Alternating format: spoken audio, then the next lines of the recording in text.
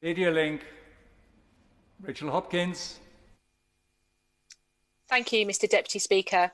The right to take non-violent individual and collective action is fundamental to the functioning of our democracy.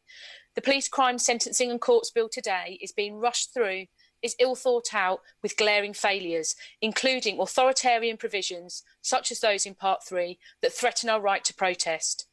Restricting the freedom of assembly and association contravenes Article 11 of the Human Rights Act, and significant concerns have been raised by trade unions, human rights groups, lawyers, activists, and even the ex-Chief Constable of Greater Manchester.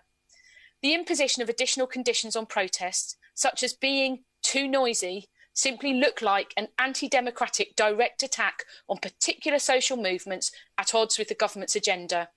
This bill represents an attack on the public's freedom of speech, impacting on our fight for race and gender equality, against the climate emergency, and for improved workers' rights.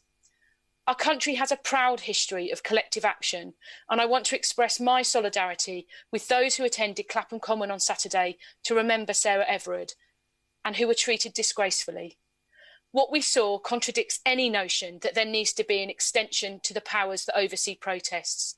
Indeed, the former Home Secretary, the Right Honourable Member for Bromsgrove, has previously stated that vast legislation already exists to restrict protest activities that cause harm to others.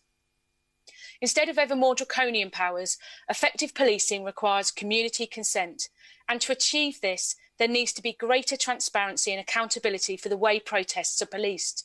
And so I'm pleased that David Michael, the Labour Bedfordshire Police and Crime Commissioner candidate who grew up in Luton, recognises this and is committed to using both his experience in the police together with his understanding of our community to ensure trust between Bedfordshire Police and the community it serves. Placing more restrictions on people's ability to gather and protest won't make us, as the public, safer. In fact, it's the opposite. It will trample on our ability to stand up for our human rights and against injustice.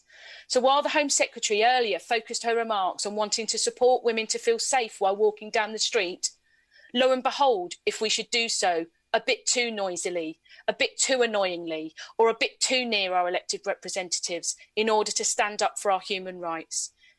Individual and collective action is something to be celebrated and encouraged in a functioning democracy.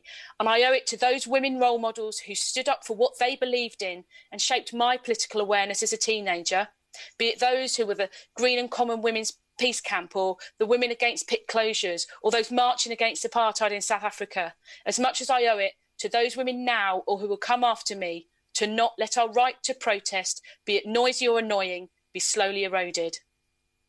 Anderson. Thank you, Mr.